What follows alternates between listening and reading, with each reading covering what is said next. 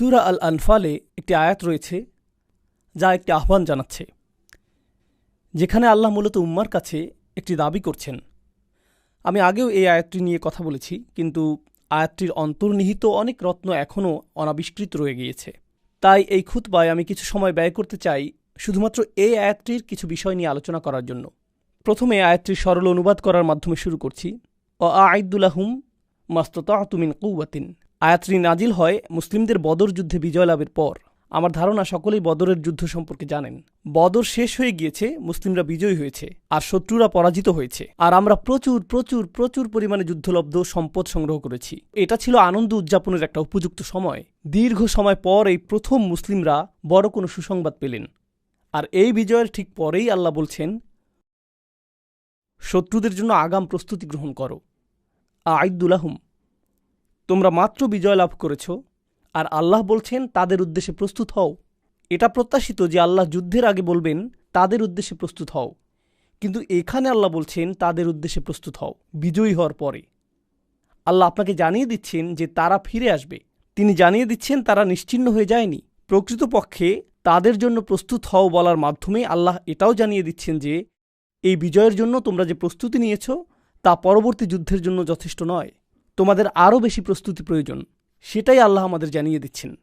প্রতিটা বিজয়ের ক্ষেত্রেই পরবর্তী চ্যালেঞ্জটা আগেরটার চেয়েও বড় হয়ে থাকে। তাই এখনই তোমাদের প্রস্তুতি শুরু করতে হবে। হ্যাঁ, উদযাপন করার মতো কিছুটা সময় তো রয়েছে। এটা ভালো যে আমরা বিজয় লাভ করেছি, কিন্তু এর ঠিক পরেই তোমাদের মনোযোগী হতে হবে, কারণ শত্রু এখনও নির্মূল হয়নি।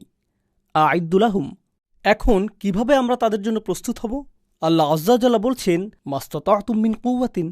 যে কোনো ধরনের শক্তি সম্ভব তা অর্জনের জন্য যথাসাধ্য প্রস্তুতি গ্রহণ করো। আ'আইদ্দুলাহুম মাস্তাতা'তুম মিন কুওয়াতিন। যে কোনো ধরনের শক্তি সম্ভব তা অর্জনের জন্য যথাসাধ্য প্রস্তুতি গ্রহণ করো। যেই শক্তি সম্ভব তোমরা সংগ্রহ করো। আরবি ভাষার দৃষ্টিকোণ থেকে মিন কুওয়াতিন হল তানাউ, যার অর্থ আল্লাহ এখানে শক্তির সংজ্ঞাকে সীমাবদ্ধ করেননি। আল্লাহ এটাকে একটিমাত্র জিনিসে সীমাবদ্ধ করেননি। আল্লাহ বলতে পারতেন যে আরও বেশি অস্ত্র সংগ্রহ করো অথবা সেনাবাহিনীকে আরও বেশি প্রশিক্ষিত করো। তিনি নির্দিষ্ট করে বলেননি। তিনি বলেছেন সম্ভাব্য সকল ধরনের শক্তি। এখানে প্রথম লক্ষণীয় বিষয় হলো আল্লাহ কখনোই আমাদেরকে প্রস্তুতির গণ্ডির বাইরে রাখছেন না। তোমরা মনে করেছ যে যুদ্ধ সমাপ্ত হবার সাথে সাথে প্রস্তুতি পর্ব শেষ হয়েছে, কিন্তু না, যুদ্ধে বিজয়ী হওয়ার ঠিক পরেই তাৎক্ষণিক পরবর্তী প্রস্তুতি শুরু হয়ে গিয়েছে। এখন দ্বিতীয় যে বিষয়টি আমরা এখানে শিখছি, যার প্রতি আমি আপনাদের মনোযোগ আকর্ষণ করব, তা হলো ক্ষমতা শুধু একক বিষয় নয়। ক্ষমতা বলতে কি বোঝায়, এর সংজ্ঞা সম্পর্কে সরল ধারণা থেকে আমাদেরকে বেরিয়ে আসতে হবে। উদাহরণস্বরূপ, এখনকার সময়ে অনেক মানুষ যারা গভীরভাবে চিন্তা করে না, তারা মনে করে যে যদি নির্বাচন সংঘটিত হয়, সেই নির্বাচনে যেই জয়ী হবে সেই ক্ষমতার অধিকারী, তাই না? আমরা এভাবে কথা বলি যে এই ব্যক্তিটি প্রধানমন্ত্রী হয়েছে, অতএব সে ক্ষমতার অধিকারী। এই ব্যক্তি ইউনাইটেড স্টেটসের প্রেসিডেন্ট হয়েছে, সেই ক্ষমতার অধিকারী। কিন্তু আপনি যদি রাজনীতি এবং অর্থনীতি সম্পর্কে কিছুটা জানেন, তাহলে বুঝবেন যে এই মানুষগুলো মোটেই ক্ষমতার অধিকারী নয়। তারা আসলে পুতুল মাত্র। তাদের পেছনে এমন মানুষ রয়েছে যারা অনেক বেশি শক্তিধর। আর যেই মানুষগুলো আসলেই শক্তির অধিকারী, তারা অনেক বেশি অদৃশ্য সেই সকল মানুষদের তুলনায়, যাদেরকে তারা আপনাদের সামনে উপস্থাপন করে, যাতে আপনারা মনে করেন যে এই ব্যক্তিগুলোই শক্তির অধিকারী। আপনি প্রধানমন্ত্রীর উপর রাগান্বিত হয়ে থাকেন, কারণ আপনি তো জানেন না যে কে তাকে ব্যবহার করছে। তো তাদের সামনে এই পুতুলগুলো রয়েছে যাদেরকে তারা ব্যবহার করে। যদি কোনো একজন তাদের কার্যসিদ্ধি না করে, তারা তাকে নির্বাচনে পরাজিত করিয়ে দেয়। তার স্থানে অন্য কাউকে নিয়ে আসে, আবার অন্য কাউকে, আবার অন্য কাউকে। তারা পরোয়া করে না যে সে কোন দলের নেতা, কারণ ক্ষমতা যেভাবে কাজ করে তা হলো এর নিজস্ব কিছু উদ্দেশ্য রয়েছে। তো একটি বিষয় আমি মনোযোগ আকর্ষণ করতে চাই, বিশেষত এই বিষয়টিতে আমি তরুণ মুসলিমদের যে মনোযোগ আকর্ষণ করতে চাই, তা হলো ক্ষমতা নিয়ে সরল ধারণা পোষণ না করা। সেনাবাহিনীর বিশাল আকারে কিছুই আসে যায় না। সেনাবাহিনীর কাছে ক্ষমতা নেই, বরং কে সেই সেনাবাহিনীকে নিয়ন্ত্রণ করছে, কে সিদ্ধান্ত নিচ্ছে সেই সেনাবাহিনী কোথায় যাবে, কে সিদ্ধান্ত নিচ্ছে যে বন্দুকের নলটি কোন দিকে তাক করা থাকবে, কোন দিকে ট্যাঙ্ক চলবে, এই সিদ্ধান্তগুলো কোথায় তৈরি হচ্ছে, সেখানেই ক্ষমতা রয়েছে। সেটাই ক্ষমতার প্রকৃত উৎস। এখন আল্লাহ মুসলিমদের উদ্দেশ্যে বলছেন ক্ষমতা তৈরি করো। তো এখন এটা একটা অনুশাসনে পরিণত হলো। প্রত্যেক মুসলিমের এটা চিন্তা করতে হবে যে আমাদেরকে ক্ষমতা তৈরির কথা ভাবতে হবে। আল্লাহ আমাদেরকে আদেশ করেছেন ক্ষমতা তৈরির জন্য আমাদের সামর্থ্য অনুযায়ী প্রস্তুতি গ্রহণ করার। কিন্তু তারপর আল্লাহ আরও যোগ করলেন ওয়ামির রিবাতিল খৈল, আর বিশেষভাবে অশ্বারোহী সেনাদল তৈরি করো। অশ্বারোহী মানে ঘোড়া, যুদ্ধের জন্য প্রস্তুত ঘোড়া। এখন আসুন রসুল সাল্লাহু আলাইসাল্লামের জীবন থেকে বিষয়টা নিয়ে চিন্তা করি। আপনারা জানেন যে রসুল সাল্লাহু আলাইসাল্লাম মক্কা থেকে মদিনাতে হিজরত করেছিলেন। তখন মদিনার অবস্থা কী ছিল? মদিনাতে অর্থনৈতিক সংকট চলছিল। আপনি যদি এটা না জেনে থাকেন, এখন জেনে নিন। মদিনাতে ধনী মুসলিম ছিল না, সেখানকার মুসলিমরা ছিল খুবই দরিদ্র। মুহাজিরগণ ইতিমধ্যেই তাদের সকল সম্পদ হারিয়েছেন, যেহেতু তারা ছিলেন শরণার্থী। তো তারা ইতিমধ্যেই দেউলিয়া, তাদের কোনো অর্থ ছিল না। আর আনসারগণ যারা তাদেরকে সহায়তা করেছিলেন, তাদের বাসস্থানের ব্যবস্থা করেছিলেন, আল্লাহ তাদের ব্যাপারে বলছেন ওয়ালাউ কানা বিহিম খাসাসা, তারা নিজেরাও অনাহারে থাকে। তো এখানে শরণার্থীদের পৃষ্ঠপোষকতা করছে দরিদ্র মানুষেরা। এটাই মদিনার পরিস্থিতি। তো সাধারণভাবে বলতে গেলে তারা সম্পদশালী ছিলেন না। আল্লাহ তাদেরকে বলছেন অশ্বারোহী বাহিনী প্রস্তুত করো। অশ্বারোহী বাহিনী কি? ঘোড়া, তাই না? এখন আরব উপদ্বীপে ঘোড়া কি সস্তা ছিল নাকি ব্যয়বহুল? এটা অত্যন্ত ব্যয়বহুল। এটা অত্যন্ত ব্যয়বহুল। আর আল্লাহ কি একটি অথবা দুইটি ঘোড়ার কথা বলেছেন? আপনি যদি অশ্বারোহী বাহিনী তৈরি করতে চান, সেক্ষেত্রে কয়েকশো ঘোড়ার প্রয়োজন হবে। আপনার কমপক্ষে 100 ঘোড়া প্রয়োজন। প্রথমে আসে ঘোড়া ক্রয়ের বিষয়টি। আপনি যদি এমন ঘোড়া চান যে যুদ্ধক্ষেত্রে কাজে আসবে, সেক্ষেত্রে আপনার ভালো জাতের ঘোড়া প্রয়োজন। আপনার এমন ঘোড়া প্রয়োজন নেই যে গাধার মতো, বরং আপনার তরতাজা ঘোড়া প্রয়োজন। আপনার BMW ঘোড়া প্রয়োজন। আর ঘোড়াটি যত শক্তিশালী, গতিময়, যত উন্নত জাতের হবে, সেটি ততটাই ব্যয়বহুল হবে। এর মানে আপনার অর্থ প্রয়োজন। এই ঘোড়াগুলো কোথা থেকে পাবেন? আর শুধুমাত্র ঘোড়া থাকলেই তো হবে না, ঘোড়াগুলো থাকার ব্যবস্থাও করতে হবে। তো আপনাকে আস্তাবল নির্মাণ করতে হবে। শুধু তাই না, ঘোড়াগুলোকে খাওয়ানোর জন্য আপনাকে কৃষিকাজের মাধ্যমে খড় উৎপন্ন করতে হবে। আর ঘোড়াগুলোর বর্জ্য পরিষ্কার করার জন্য আপনাকে পরিপূর্ণ একটা ব্যবস্থা তৈরি করতে হবে। আর আপনাকে সম্পূর্ণ একটা মানব সম্পদ বিভাগ তৈরি করতে হবে, যাদের একমাত্র কাজ হবে ঘোড়াগুলোকে পরিষ্কার করা, প্রশিক্ষণ দান করা এবং তত্ত্বাবধান করা। এরপর ঘোড়ার পায়ে এক ধরনের জুতা পরাতে হয়। এ কাজে নিয়োজিত একটা সম্পূর্ণ শিল্প কারখানা নির্মাণ করতে হবে, যেখানে এই জুতা নির্মাণের জন্য বিশেষজ্ঞ কারিগর প্রয়োজন হবে। এই জুতাগুলো নির্মাণের জন্য আপনার ধাতব পদার্থের প্রয়োজন হবে, যন্ত্রপাতি প্রয়োজন হবে। আপনাকে সম্পূর্ণ একটা শিল্প কারখানা সৃষ্টি করতে হবে, যেখানে ঘোড়ার জুতা তৈরি হবে। এটা ছাড়াও ঘোড়ার উপরে বসার জন্য আপনার চামড়ার আসন প্রয়োজন। সেটা কে তৈরি করবে? এর জন্য চামড়া কোথায় পাবেন? গদি কোথায় পাবেন? কোথায় পাবেন আকার নির্ধারণী? আর এই সব কিছু করার পর আপনার এমন মানুষের প্রয়োজন হবে যারা তরুণ যোদ্ধাদের ঘোড়ায় চড়ার প্রশিক্ষণ প্রদান করবে। তো আল্লাহ যখন বলছেন সকল ধরনের শক্তি সঞ্চয় করো, তো আমরা মনে করি হ্যাঁ আমরা এটা করে ফেলবো, আমরা জিহাদ করব। কিছুক্ষণের জন্য একটু থামুন, একটু থামুন। আল্লাহ বলেছেন ঘোড়া প্রস্তুত করো, আর আমরা মনে করি হ্যাঁ সামান্য ঘোড়াই তো। কিন্তু আল্লাহ যখন ঘোড়ার কথা উল্লেখ করছেন, তিনি মূলত গোটা একটি অর্থনৈতিক ব্যবস্থা তৈরির আহ্বান করেছেন। এটা নির্মাণ করতে হবে। আল্লাহ যে আহ্বান করেছেন তা আপনি করতে পারবেন না যদি বিনিয়োগ সৃষ্টি না করেন। এছাড়া ঘোড়া ক্রয় করার অর্থ আপনি পাবেন না। আর এই কর্মসংস্থানগুলো তৈরির জন্য আপনার কাছে অর্থ থাকবে না। বিনিয়োগ ছাড়া আপনি এটা পারবেন না। এখন আমি কিছু সময়ের জন্য এখানেই থামছি। এই আয়াতটিতে আরও অনেক কিছু বলা হয়েছে, কিন্তু আমি সেই চিন্তা কিছুক্ষণের জন্য থামিয়ে রাখছি। মুসলিমরা একটা সংকটের মধ্যে রয়েছে।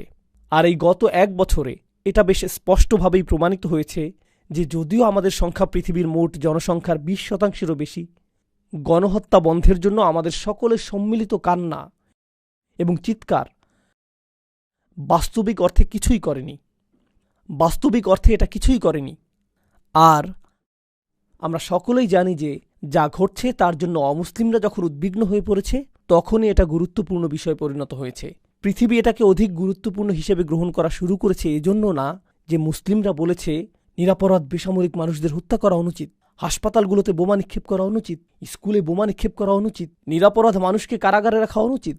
এটা এই জন্য গুরুত্ব পায়নি যে মুসলিমরা এটা বলেছে, কারণ মুসলিমরা এটা বলে আসছে আরও 70 বছর ধরে। বরং এটা এজন্য ঘটেছে, কোনো এক শ্বেতাঙ্গ তরুণী টিকটকে কান্না জড়িত কণ্ঠে বলেছে আমি বিশ্বাস করতে পারছি না কি ঘটে যাচ্ছে। কয়েক মিলিয়ন মানুষ এটা দেখল, আর এখন এটা গুরুত্বপূর্ণ বিষয়ে পরিণত হয়ে গেল। এখন পৃথিবী বলছে যে হ্যাঁ এটা আসলে একটা সংকট। জানেন এটা কি প্রমাণ করছে? এটা প্রমাণ করছে যে আমরা যত উচ্চস্বরেই চিৎকার করি না কেন, কেউই তা শুনছে না, কেউই গুরুত্ব দিচ্ছে না। জানেন কখন মানুষ গুরুত্ব দেয় না? যখন আপনার কোনো ক্ষমতা থাকে না, তখনই মানুষ গুরুত্ব দেয় না। যখন আপনার কাছে ক্ষমতা থাকে, তখন আপনি একটা কথা বলেন আর গোটা পৃথিবীতে কম্পন শুরু হয়। যখন আপনার ক্ষমতা না থাকে যত জোরে সম্ভব আপনি চিৎকার করতে পারেন, কিন্তু এতে কোনো পরিবর্তন আসে না। এতে কোনো পরিবর্তন আসে না।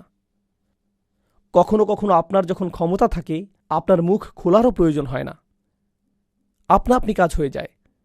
কোনো কোনো মানুষের ক্ষমতা রয়েছে তার পরিবারের মাঝে, আর জানেন সেটা কিভাবে বোঝা যায়? যখন সে হেঁটে যায় সকলের আচরণের ধরন পাল্টে যায়।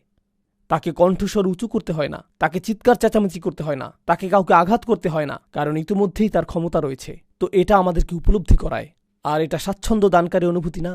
মুসলিমরা ফিলিস্তিনের এই পরিস্থিতির মধ্য দিয়ে নিজেদের সম্পর্কে একটা বিষয় উপলব্ধি করতে পেরেছে। আমাদেরকে আয়নার দিকে তাকিয়ে উপলব্ধি করতে হবে যে কতটা ক্ষমতাহীন আমরা হয়ে গেছি। এটা কুৎসিত একটা বিষয়। ক্ষমতাহীন বোধ করাটা একটা কুৎসিত বিষয়। বিশেষ করে পুরুষ মানুষেরা বিষয়টা লক্ষ্য করুন। যখন আপনি কাজ খুঁজে পান না, যখন আপনি কাজ পেতে সক্ষম না, যখন আপনি নিজ পরিবারের ব্যয় বহন করতে সক্ষম না হন, যখন আপনি এমনকি নিজের দায়িত্ব বহন করতে পারেন না, অন্য কাউকে আপনার দায়িত্ব বহন করতে হয়, আপনি কি বুঝতে পারছেন সেটা কতটা লজ্জাজনক? যখন আপনাকে কারো থেকে টাকা ধার করতে হয়, যখন আপনি নিজে চাকরি খুঁজে পান না, যখন আপনার বোন চাকরি করেন আর তিনি আপনার খরচ প্রদান করেন, সেটা আপনার জন্য কতটা লজ্জাজনক এবং অপুরুষোচিত। কারণ ইজ্জুর রজুল ইস্তিগনাউহু আনিন নাস। একজন পুরুষের মর্যাদা হলো সে অন্য মানুষের মুখাপেক্ষী নয়। এটা পুরুষ মানুষের মর্যাদার অংশ। আমাদের ইজ্জত যদি থাকে, আমাদের যদি আত্মমর্যাদা থাকে, যা আল্লাহ পুরুষ মানুষকে দান করেছেন, সেক্ষেত্রে এটা মৃত্যুর সমান মনে হয় যখন আপনি কারো সামনে হাত পাতেন এবং বলেন, দয়া করে আমাকে সাহায্য করুন। এটা মৃত্যুর মতো মনে হয়। এটা মৃত্যুর চেয়েও বেশি মনে হয় যে আমি দায়িত্ব নিতে অক্ষম, আমি কিছু করতে অক্ষম। এখন উম্মাহ হিসেবে আমাদের অবস্থা চিন্তা করুন। যদিও ব্যক্তিগতভাবে আল্লাহ আমাদেরকে হালাল জীবিকা প্রদান করুন এবং সর্বদা আমাদের পরিবারের দায়িত্ব বহন করার এবং মর্যাদাপূর্ণ জীবনযাপন করার সক্ষমতা প্রদান করুন এবং আমাদের সকলকে রক্ষা করুন এমন অবস্থায় পতিত হওয়া থেকে যখন আমাদেরকে অন্য কারো কাছে ভিক্ষা চাইতে হবে, আমরা আল্লাহর কাছে তা থেকে সুরক্ষা প্রার্থনা করি। কিন্তু উম্মাহ হিসেবে আমাদের অবস্থা লক্ষ্য করুন। ব্যক্তিগতভাবে না, রসুল সাল্লাল্লাহু আলাইহি সাল্লাম এই গোটা উম্মাহকে একটি দেহের সাথে তুলনা করেছেন, তাই না? তিনি বলেছেন এটা এক অভিন্ন দেহের মতো। আমরা যদি একটি দেহ হই, আমরা কি সর্বদা ভিক্ষা করছি না? আমরা কি সর্বদা অন্য মানুষের কাছে ভিক্ষা চাইছি না? আমরা কি সর্বদা তাদের দূতাবাসগুলোর সামনে এবং তাদের সরকারি আমলাদের সামনে দাঁড়িয়ে বলছি না যে দয়া করে থামুন, আমরা আপনাদের কাছে সাহায্য চাই, দয়া করে আমাদের কথা শুনুন? এটাই কি আমাদের অবস্থা না? আর এটা বিশেষভাবে তরুণদেরকে খুবই ক্ষুব্ধ করে তোলে। আল্লাহ আমাদেরকে অত্যন্ত শক্তিশালী একটি আয়াত দান করেছেন, ক্ষমতা তৈরি করো, ক্ষমতা তৈরি করো, এটা তোমাদের প্রয়োজন হবে। আর আল্লাহ আমাদের বলছেন যে কিভাবে ক্ষমতা তৈরি করতে হবে। আমাদেরকে শিল্প কারখানা তৈরি করতে হবে। সমস্যা হলো বিশেষত তরুণরা যারা এখন শুনছেন, আধুনিক বিশ্বে বেশিরভাগ তরুণদের ক্ষেত্রে কি ঘটে? আপনি যখন বেড়ে উঠতে থাকেন, আপনাকে বলা হয় তোমাকে স্কুলে যেতে হবে এবং স্কুলে ভালো ফলাফল করতে হবে, এরপর একটা চাকুরি পেতে হবে, আর যখনই তুমি চাকুরি পাবে তখন তোমার পরিবারের দায়িত্ব নিতে হবে, আর যখন তুমি এই পরিমাণ টাকা উপার্জন করবে তখন বিয়ে করতে পারবে, যখন তুমি বিয়ে করবে এরপর একটা ফ্ল্যাট কেনার চেষ্টা করবে, একটা ফ্ল্যাট হওয়ার পর এখন তোমাকে বাড়ির মালিক হতে হবে, এরপর একটা গাড়ি কিনতে হবে, এরপর সন্তান হবে, আর এর সাথে আসবে সন্তানের খরচ। তো আপনি জীবনের বেশিরভাগ অংশই এই চিন্তায় ব্যয় করছেন যে পরবর্তী চেকটি কোথা থেকে আসবে, অর্থ কোথা থেকে আসবে। এর মাঝখানে সুযোগ পেলে উম্মার সমস্যাগুলো নিয়ে সামাজিক মাধ্যমে পোস্ট করতে হবে। কিন্তু বাস্তবিকভাবে বলতে গেলে, যেহেতু আপনি আপনার ব্যক্তিগত জীবন নিয়ে এতটাই আচ্ছন্ন, তাই আপনি বড় কোনো চিন্তা করতে পারেননি। ফলে আপনার আসলে কোনো ক্ষমতাই অর্জিত হয়নি, অথবা আপনি ক্ষমতাহীন। এখন অন্য ক্ষেত্রগুলোতে কি ঘটে? এটা এমন এক বাস্তবতা, আমি চাই আপনারা এটা উপলব্ধি করুন। আল্লাহ পৃথিবী পরিচালনার জন্য একটা নিয়ম তৈরি করে দিয়েছেন, আর সেই নিয়ম সর্বদাই বিদ্যমান থাকবে। এমনকি রসুল সাল্লাল্লাহু আলাইহি সাল্লামের সময়েও এই নিয়ম বর্তমান ছিল। তো উদাহরণস্বরূপ হিজরতের সময়ের কথা, যা কিনা রসুল সাল্লাল্লাহু আলাইহি সাল্লামের সিরাতের বিস্ময়কর ঘটনাগুলোর একটি। হিজরতের সময় আল্লাহ আবু বকর রাদিয়াল্লাহু তাআলা আনহুর সহায়তার ব্যবস্থা করেছিলেন। আর আবু বকর রাদিয়াল্লাহু তাআলা আনহু হিজরতকে সফল করতে সক্ষম হয়েছিলেন কারণ তিনি উট ক্রয়ের জন্য অর্থ ব্যয় করেছিলেন, তিনি পথ প্রদর্শকের জন্য অর্থ ব্যয় করেছিলেন, তিনি ভ্রমণের জন্য ব্যয় করেছিলেন, তিনি ছিলেন সফল ব্যবসায়ী। আর হিজরতের সেই যাত্রাটিকে সহায়তা করার জন্য তিনি সেই সম্পদকে ব্যবহার করতে সক্ষম হয়েছিলেন। আবার রসুল সাল্লাল্লাহু আলাইহি সাল্লাম উপার্জনের উদ্দেশ্যে কাজ করা বন্ধ করে দিয়েছিলেন, তিনি নিজে উপার্জন করা বন্ধ করে দিয়েছিলেন। তিনি দিন রাত রাসূল হিসাবে দায়িত্ব পালন করেছিলেন। রাসূল হিসেবে কিভাবে আপনি দায়িত্ব পালন করতে পারবেন যখন আপনার কোনো উপার্জন নেই? খাবার কোথা থেকে আসবে? আর এটা সম্ভব হয়েছিল কারণ খাদিজা রাদিয়াল্লাহু তাআলা আনহার গোটা একটা ব্যবসা প্রতিষ্ঠান ছিল, যা রাসূল সাল্লাল্লাহু আলাইহি ওয়াসাল্লামের কার্যক্রমের অর্থায়ন করে যাচ্ছিল। এরপর তিনি তার দায়িত্ব পালনে সক্ষম হয়েছিলেন। এমনকি পৃথিবীর ইতিহাসের সবচেয়ে মহৎ মিশনটি অর্থাৎ রাসূল সাল্লাল্লাহু আলাইহি ওয়াসাল্লামের সিরাতের পেছনেও ব্যবসায়িক সহায়তা জড়িত ছিল, তাই না? তেমনটাই কি ঘটেনি? আর এখন কি ঘটে জানেন? এখন কি ঘটে? যখন আমরা বলি যে মুসলিমদেরকে শক্তিশালী ব্যবসায়িক সম্পর্ক তৈরি করতে হবে, মুসলিমদেরকে শক্তিশালী অর্থনীতি গড়ে তুলতে হবে, আস্তাগফিরুল্লাহ ভাই, অর্থনীতি তো দুনিয়া, আমাদেরকে আখিরাত নিয়ে চিন্তিত হওয়া উচিত। তো আল্লাহ যখন বলছেন যে অশ্বারোহী বাহিনী প্রস্তুত করো, আর এই কারণে কোনো ব্যক্তি কিছুটা অর্থ সংগ্রহ করেছে ঘোড়া কেনার জন্য, তখন আমরা বলছি আস্তাগফিরুল্লাহ ভাই, কেন আপনি অর্থ সংগ্রহ করেছেন? দুনিয়া নিয়ে চিন্তা করবেন না। তখন তার মুখে একটা চপটাঘাত দিয়ে আপনার বলা উচিত যে যান কোরআন পাঠ করুন গিয়ে। আল্লাহ আমাদেরকে ক্ষমতা সৃষ্টি করতে বলছেন, আর আপনি ক্ষমতা সৃষ্টি করতে পারবেন না কি সৃষ্টি ছাড়া? সম্পদ। আপনাকে সম্পদ সৃষ্টি করতে হবে।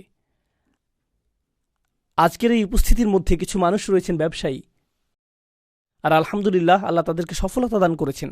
হয়তো আপনি একটি রেস্তোরাঁর মালিক, হয়তো আপনি মুদি দোকানের মালিক, হয়তো আপনি পেট্রোল পাম্পের মালিক, আমি জানি না আপনারা কিসের মালিক, হয়তো আপনারা হাউজিং ব্যবসা করছেন। আল্লাহ আপনার ব্যবসায় সফলতা প্রদান করেছেন। আর আল্লাহ যদি ব্যবসায় আপনাদের সফলতা দিয়ে থাকেন, জানেন আপনার প্রতি আমার উপদেশ কি? তা হলো আমাদেরকে অর্থনৈতিক সুসম্পর্ক গড়ে তুলতে হবে, আমাদেরকে ক্ষমতা তৈরি করতে হবে, মুসলিমদের মধ্যেই অর্থ আবর্তিত হতে হবে। যদি আপনার একটি ব্যবসা থাকে আর আপনার গাড়ি মেরামত করার প্রয়োজন হয়, তাহলে গাড়িটি কাছের মুসলিম ব্যবসায়ীদের কাছ থেকে মেরামত করুন। আবার যখন তিনি যন্ত্রাংশ ক্রয় করবেন, তার সেটা মুসলিমদের কাছ থেকে ক্রয় করা উচিত। এভাবে একে অপরকে সহায়তা করতে হবে। আর যখন মুসলিম ব্যবসাগুলো সাফল্য লাভ করতে থাকবে, তখন তারা বেশি বেশি মুসলিমদেরকে নিয়োগ দিতে শুরু করবে, আর ধীরে ধীরে তারা এই অর্থনীতি গড়ে তুলবে। এখন অধিক সংখ্যক মানুষ যখন অধিক পরিমাণ অর্থনৈতিক শক্তি অর্জন করবে, তখন স্থানীয় প্রতিষ্ঠানগুলো আরও শক্তিশালী হতে থাকবে। এটা সর্বশেষ ভাবনা যা আমি আপনাদের সাথে শেয়ার করব, যেহেতু হাতে খুব একটা সময় বাকি নেই। আমরা অভিযোগ করি যে উদাহরণস্বরূপ ইসরায়েলি লবি আমেরিকান রাজনীতিবিদদের পেছনে শত শত মিলিয়ন ডলার খরচ করে তাদের সিদ্ধান্তকে প্রভাবিত করার জন্য। আমরা কখনো এই প্রশ্ন করি না যে কোথা থেকে তারা এই শত শত মিলিয়ন ডলার পেল। আমরা কখনো এই প্রশ্ন করি না যে আমাদের কাছে যদি এই শত শত মিলিয়ন ডলার থাকতো, আমরা কি তা এভাবে ব্যয় করতাম রাজনীতিকে প্রভাবিত করার জন্য, নাকি তা প্রমোদ ভ্রমণের পিছনে ব্যয় করতাম? আমাদের মানসিকতাটা কি? আমরা ক্ষমতা সৃষ্টির প্রেক্ষিতে চিন্তা করি না, আমরা ক্ষমতার জন্য বিনিয়োগ করি না। আমরা বিনিয়োগ করি হয়তো আমাদের নিজেদের জন্য, অথবা যখন কোনো সংকটের কারণে অনুশোচনা বোধ করি, তখন সেই সংকটে সাহায্যের উদ্দেশ্যে ব্যয় করি। কিন্তু যেই সকল মানুষ ক্ষমতা সম্পর্কে বোঝে, জানেন তারা কোথায় বিনিয়োগ করে? তারা বিনিয়োগ করে গণমাধ্যমে, তারা বিনিয়োগ করে শিক্ষা খাতে, তারা বিনিয়োগ করে ব্যবসায়, তারা এই ক্ষেত্রগুলোতে বিনিয়োগ করে। আর যখন তারা এই ক্ষেত্রগুলোতে বিনিয়োগ করে, তখন তারা এমনকি রাজনীতিকেও নিয়ন্ত্রণ করতে শুরু করে। গণমাধ্যমকে যেই নিয়ন্ত্রণ করবে, রাজনীতিতে তার বড় একটা প্রভাব থাকবে। ব্যবসা বাণিজ্যকে যে নিয়ন্ত্রণ করবে, তার একটা বড় প্রভাব থাকবে। শিক্ষা খাতকে যে নিয়ন্ত্রণ করবে, রাজনীতিতে তার একটা বড় প্রভাব থাকবে। মুসলিমরা যদি ক্ষমতা তৈরি করতে হয়, তাহলে আমাদেরকে বুঝতে হবে যে সেই ক্ষমতার পেছনে কি রয়েছে, আর এরপর আমাদের সেই ক্ষমতা তৈরি করা শুরু করতে হবে। আল্লাহ বলেছেন, আ'ইদ্দুলাহুম মাস্তাতা'তুম মিন কুওয়াতিন ওয়া মির রিবাতিল খাইল। আর মুসলিমরা যখন এই ধরনের ক্ষমতা তৈরি শুরু করবে, আমরা জানি তখন কি ঘটবে। আল্লাহ বলছেন, তুরহিবুনা বিহি আদুওয়াল্লাহ। এমনকি তোমাদের এই ক্ষমতা তৈরিকালীন সময়েও আল্লাহর শত্রুরা ভীত সন্ত্রস্ত হয়ে পড়বে। আপনারা জানেন, উপনিবেশকারী শক্তি ব্রিটিশ এবং ফ্রেঞ্চ যখন মুসলিম বিশ্বকে উপনিবেশে পরিণত করেছিল, তারা বুঝতে পেরেছিল যে মুসলিমরা কত শক্তিশালী, তারা সেটা বুঝতে পেরেছিল। তো এমনকি তারা প্রস্থান করার আগেও কিছু অপকর্ম করে গেছে। তারা প্রস্থান করেও সেখানে থেকে গিয়েছিল, আপনারা তা জানেন, তাই না? তারা আলজেরিয়া থেকে প্রস্থান করেছিল, কিন্তু ছেড়ে যায়নি। তারা সেনেগাল থেকে প্রস্থান করেছিল, পাকিস্তান থেকে প্রস্থান করেছিল, বাংলাদেশ থেকে প্রস্থান করেছিল, কিন্তু ছেড়ে যায়নি। তারা কি রেখে গিয়েছিল? তারা এমন সব পদ্ধতি রেখে গিয়েছিল যার ফলে মুসলিমরা কখনোই অর্থনৈতিকভাবে স্বাবলম্বী হতে পারবে না। তাদেরকে সবসময় ঋণের উপর থাকতে হবে, তাদেরকে সবসময় এভাবে হাত পেতে থাকতে হবে। তো যদিও আমরা প্রস্থান করছি, আমরা তাদেরকে ভিক্ষুক হিসেবে রেখে যাচ্ছি। তারা তাদের গোটা পদ্ধতিকে নির্মাণ করেছে, তাদের গোটা সম্পত্তি এবং সাম্রাজ্যকে নির্মাণ করেছে মুসলিমদের শ্রম এবং ঘামের বিনিময়ে, কিন্তু মুসলিমদেরকে তারা ভিক্ষাবৃত্তি এবং ছিন্ন ভিন্ন অবস্থায় রেখে গেছে। এটাই তাদের পরিকল্পনা। কৌশলটি সামরিক নয়, কৌশলটি আসলে অর্থনৈতিক। দক্ষিণ এশিয়ার মুসলিমরা ব্রিটিশদের দ্বারা বিজিত হয়েছিল, আমরা সেটা জানি। আপনারা ইংল্যান্ডে বসবাস করেন, আপনারা জানেন যে এই দেশটি কত ছোট, তাই না? আপনারা কি নিজে নিজে কখনো চিন্তা করেছেন যে এই ছোট জাতিটা কিভাবে এটা করল? আর দক্ষিণ এশিয়াতে আমাদের জনসংখ্যা অনেক। কিভাবে এই অল্প কিছু মানুষ সেই গোটা একটা মহাদেশকে উপনিবেশে পরিণত করল? কিভাবে তারা এটা করল? কিছুটা ইতিহাস অধ্যয়ন করুন, আর আপনি নিজেই বুঝতে পারবেন যে তারা তাদের ব্যবসায়িক পদক্ষেপগুলোতে কৌশলী ছিল। তারা ব্যবসায়ের মাধ্যমে ক্ষমতা তৈরি করেছিল। তারা আসলে সেটাই তৈরি করেছিল। তারা এই বিষয়গুলো খুব ভালোভাবে বুঝে। এখনকার সময়ে পৃথিবীর সবচেয়ে বেশি যুদ্ধ এবং সংকটের মূলে রয়েছে অর্থনীতি। এর মূলে রয়েছে কোনো এক পক্ষের ব্যবসায়িক স্বার্থ। এই সব কিছুর মূলে এটাই। যখন মুসলিমরা এটা বুঝতে পারবে, এমনকি স্থানীয় পর্যায়েও, তখন মসজিদের ভূমিকা কি হবে? অবশ্যই এখানে আমরা দিন শিখব, এখানে আমরা নামাজ পড়ব, আমরা আমাদের সন্তানদেরকে এখানে আনব, এখানে আমাদের সন্তানদেরকে কোরআন শিখাবো। কিন্তু এখান থেকে তরুণ যুবকরা অভিজ্ঞ মানুষদের কাছ থেকে এটাও শিখবে যে কিভাবে নতুন ব্যবসা শুরু এবং পরিচালনা করা যায়। এটা তাদের কাজের প্রশিক্ষণ প্রাপ্তির কেন্দ্রে পরিণত হতে হবে। এখান থেকে ইন্টার্নশিপ শুরু হতে হবে। এই স্থানটি থেকে আমাদের ক্ষমতা তৈরির চর্চা শুরু করতে হবে। এরকমটা করতে পারলে এক দশকের মধ্যে, 10-15 বছরের মধ্যে মুসলিমরা অর্থনৈতিকভাবে লন্ডনের সবচেয়ে শক্তিশালী সম্প্রদায়ে পরিণত হবে। আপনারা কি মনে করেন যে এটা ছোট কোনো বিষয়? আমাদের এই সম্প্রদায় এতটাই শক্তিশালী হয়ে উঠবে যে আমাদেরকে রাজনীতিবিদদের কাছে যেতে হবে না, রাজনীতিবিদরা আমাদের কাছে আসবে। আপনারা কি চান? তারা আমাদেরকে এই প্রশ্ন করবে, কারণ অন্য ক্ষমতাশীল সম্প্রদায়ের ক্ষেত্রে তারা রাজনীতিবিদদের কাছে যায় না, বরং রাজনীতিবিদরাই তাদের কাছে আসে, কারণ তাদের সেই ক্ষমতা রয়েছে। আল্লাহ ইতিমধ্যেই আমাদেরকে পরিষ্কার জবাব দিয়ে দিয়েছেন। তিনি আমাদেরকে বলেছেন, একমাত্র এই উপায়েই শত্রুরা তোমাদের ভয় করবে। তুরহিবুনা বিহি আদু আল্লাহ, আল্লাহর শত্রু। তিনি আরও বলেছেন, আদু আল্লাহি ও আদু আকুম। এটাই সর্বশেষ বিষয় যা আমি আপনাদের সাথে আজকে শেয়ার করব। আল্লাহ বলছেন, যাদেরকে তোমরা ভীতি প্রদর্শন করছো তারা আল্লাহর শত্রু এবং তোমাদের শত্রু। কার কথা আল্লাহ প্রথমে উল্লেখ করেছেন? তিনি নিজের কথা প্রথমে উল্লেখ করেছেন। আদু আল্লাহ প্রথমে এসেছে, আর তারপর আদু আকুম। কেন? আপনাকে বুঝতে হবে যে আল্লাহ আমাদেরকে এই ক্ষমতা তৈরি করতে বলেছেন আমাদের জন্য না, আমাদের শত্রুদের বিরোধিতার জন্য না। আদু আল্লাহ কথাটি প্রথমে উল্লেখ করার কারণে আমি এই কাজটি করছি এজন্য যে আমি প্রথমত আল্লাহ প্রদত্ত মিশন বাস্তবায়নের কাজ করছি। আমার উদ্দেশ্য পরিষ্কার। এজন্যই আমি ক্ষমতা তৈরি করছি, এজন্যই আমি তরুণদের ক্ষমতায়নের প্রচেষ্টা চালাচ্ছি, এজন্যই আমি তাদের মাঝে বিনিয়োগ করছি, এজন্যই আমি চাই যে তারা বেড়ে উঠুক। জানেন আমরা কি করি? আমাদের এগুলো ত্যাগ করতে হবে। জানেন এখনকার সময়ে মুসলিমরা কি করে? জিনিসটা কুৎসিত, কিন্তু সত্য কথাটা আমাকে বলতে হবে। আমাদের সমাজে আমরা যা করি তা হলো, যদি কেউ সফলতা অর্জন করতে নেয়, সকলে মিলে তাকে আক্রমণ করতে থাকে যতক্ষণ পর্যন্ত না সে ব্যর্থ হয়ে যায়। তারপর অন্য কেউ হয়তো সফল হয়ে যায়, তখন বলি এই লোক ভেবেছে যে সে অনেক ভালো মানুষ ইত্যাদি। তার নিয়ত নিয়ে প্রশ্ন করা শুরু করি, তার আন্তরিকতা নিয়ে প্রশ্ন করা শুরু করি, ভেতর থেকেই তাকে ধ্বংস করে দেই। যদি কেউ একটি রেস্তোরাঁ উদ্বোধন করে আর এটা খুবই সফলতা পায়, তখন আমরা বলি সে কিভাবে এটা করলো, এটা তো আমার করার কথা ছিল, আমি সেখানে খাবার খাবো, আর রেস্তোরাঁ বন্ধ হওয়ার পর আমি শেফের সাথে কথা বলবো, হেই আমার সাথে কাজ করেন। একমাত্র যে উপায়ে আপনি নিজের ব্যবসার উন্নতি করেন তা হলো অন্য কারো ব্যবসা ধ্বংস করার মাধ্যমে। জানেন এটা কি? এটা হলো যখন আমরা একে অপরের শত্রুতে পরিণত হই, আমরা একে অপরকে প্রতিযোগী হিসেবে দেখি। প্রকৃতপক্ষে এটা এখন এতটাই খারাপ হয়ে গিয়েছে যে এমনকি একই পরিবারের মধ্যে যদি এক ভাই অন্য ভাইয়ের তুলনায় বেশি সাফল্য অর্জন করে, তখন যেই ভাইটি সফল হয়নি সে তার বড় ভাইকে শত্রু ভাবতে শুরু করে। সে এটা মেনে নিতে পারে না, সে এটা সহ্য করতে পারে না। আমাদের নিজেদের মধ্যে উলাইয়া থাকতে হবে। আপনারা জানেন আল্লাহ বলছেন, আল্লাযীনা কাফারু বা'দুহুম আউলিয়াউ বা'দ। কাফেররা একে অপরের সহায়ক। জানেন তাদের ক্ষেত্রে কি ঘটে? যখন তাদের কেউ ব্যবসা শুরু করে, অন্যরা বলে, হেই তোমার ব্যবসা ভালো চলছে, কিন্তু আমার মনে হয় এতে আরও অনেক উন্নতি করা সম্ভব। আমি একটা রেস্তোরাঁ খুলেছিলাম যেটা ঠিক তোমারটার মতোই ছিল, কিন্তু আমি সফলতা পেয়েছিলাম এভাবে এভাবে। আমি যা করেছি তা থেকে তোমাকে বলছি, ফ্রি উপদেশ দিচ্ছি। আসো এটা করতে হবে, ওটা করতে হবে, আসো তোমাকে এভাবে প্রশিক্ষিত করি এবং এভাবে তৈরি করি। তারা একে অপরকে তৈরি করে যাচ্ছে, তারা একে অপরকে ছিন্ন ভিন্ন করছে না।